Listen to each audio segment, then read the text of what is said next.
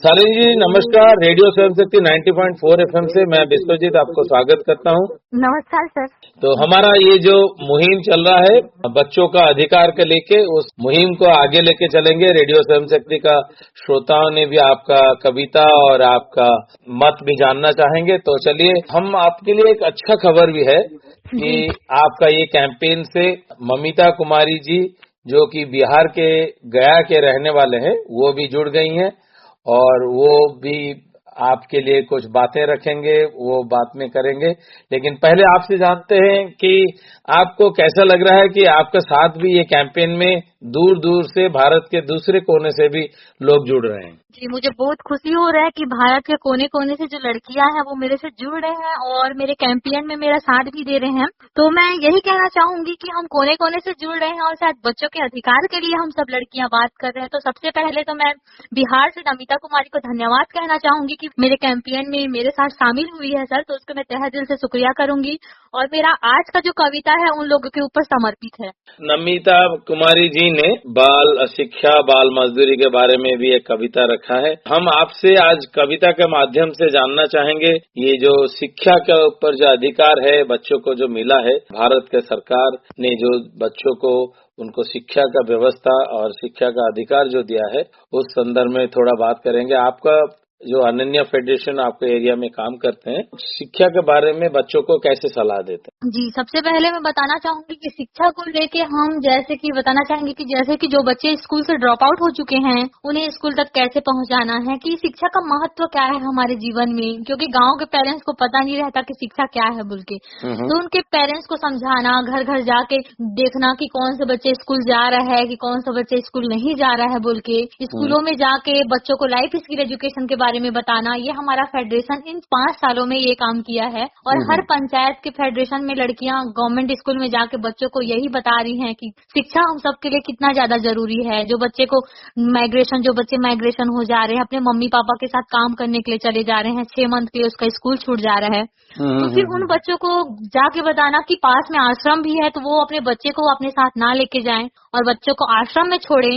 इस साल मेरा फेडरेशन ने 3 बच्चों को माइग्रेशन होने से रोका है और उन्हें जो है आश्रम के स्कूल में छोड़ा था सर। ये जो बच्चे को आप स्कूल तक पहुंचाते हैं और बच्चे जब स्कूल जाते हैं तो कितना खुश हैं वो बच्चे? सर, वो बच्चे बहुत खुश हैं। उनको देखा जाता है कि उनका तो मन रहता है स्कूल जाने के, लेकिन कहीं देखा जाता है कि उनको वो माहौल नहीं मिल पाता है, जिसकी वजह से वो स्कूल से ड्रॉप आउट हो जाते हैं। लेकिन आज देखा जा रहा है कि वो बच्चे स्कूल जाके बहुत ज्यादा खुश है। उन्हें नई नई बुक्स मिल रहे हैं, खाने के लिए अच्छा खाना मिल रहा है।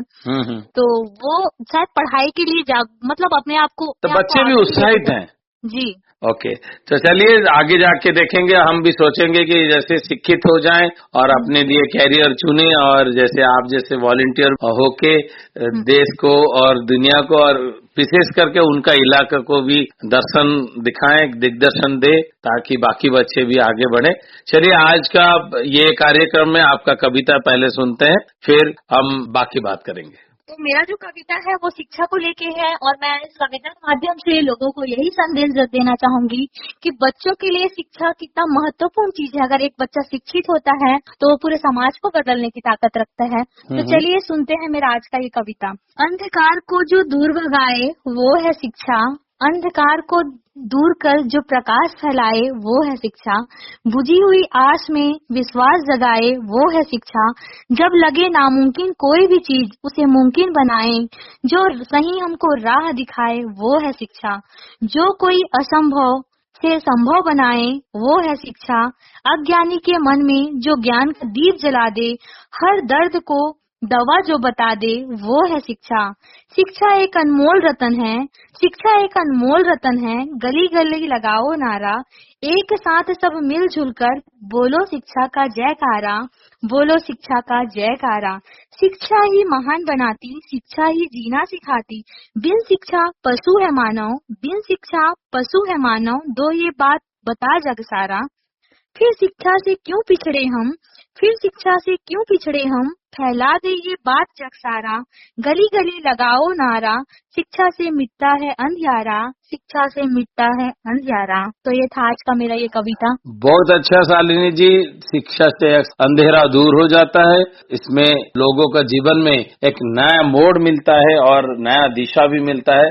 तो आशा करते हैं आपका माध्यम से, आपका फेडरेशन के माध्यम से, आपका इलाके और अभी यूं कि आपके साथ बिहार, राजस्थान और कोने कोने से लड़कियां जुड़ जाती हैं, ये मुहिम आगे चालू रहेगा। आज रेडियो स्वयं शक्ति में इतना। नमस्कार। धन्यवाद सर। आप लोग सुन रहे थे यूएन वॉलंटियर शालिनी साहू जी, जो कि उड़ीसा का निवासी हैं और उनका ये कैंपेन में अभी जुड़ रहे हैं। बिहार के गया इलाके के ममिता कुमारी जी, जो कि ये कैंपेन में शामिल हो रहे हैं। हम अभी स्वागत करेंगे ममिता कुमारी जी को, जो कि गया बिहार से हमारे साथ शामिल हो रहे हैं रेडियो स्वयं शक्ति 90.4 FM से। रेडियो स्वयं शक्ति 90.4 FM में आपका स्वागत है। धन्यवाद देती हूँ। मुझे मौका देने से पहले पूरे गल्फ फेडरेशन की तरफ से 90.4 FM को धन्यवाद करती हूँ। मैं ममिता कुमारी गया बिहार मंझियावा से हूँ। अनन्या फेडरेशन की रिप्रेजेंटेशन करती हूँ। ये जो शालिनी जी का कैंपेन है, उसको आप कैसे सपोर्ट करते हैं? शालिनी दीदी की 1 Day 1 ओपन कैंपेन को पूरे गल्फ फेडरेशन की तरफ से सपोर्ट करती हूँ। हमारा फेडरेशन बच्चों के अधिकार के ऊपर कार्य करती है। हम भी UNCRC के दौरान बच्चों के अधिकार को घर घर जाकर पहुँचा रहे हैं, व्हाट्सएप और सोशल मीडिया के पूरे जरिए। चलिए, आपका फेडरेशन भी काम कर रहा है, हमको पता है। आपका फेडरेशन के बारे में थोड़ा कुछ बोलिए। हमारा फेडरेशन बाल विवाह और यौन प्रजनन अधिकार के ऊपर कार्य करती है।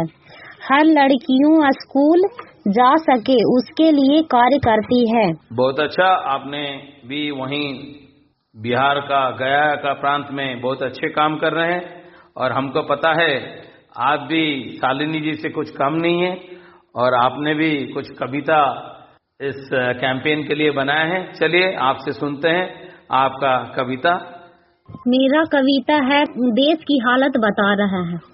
देश की हालत बता रहा है, आर्थिक संकट छाया है, बनकर काल कोरोना मानव जीवन पर मड़राया है। चीन, जर्मनी, जापान, इटली और अमेरिका को बहुत सताया है। ईरान, इराक, बंगला, कोरिया, रूस, अफ्रीका घबराया है। बनकर काल कोरोना मानव जीवन पर मड़राया है। मिली खबर जब भारत को तो मानव कर्फ्यू लगाया है। काल कारखाना बंद करवाकर ताली थाली बजाया है। बनकर काल कोरोना मानव जीवन पर मड़राया है। मजदूर कितना दूर दूर से पैदल चलकर आया है।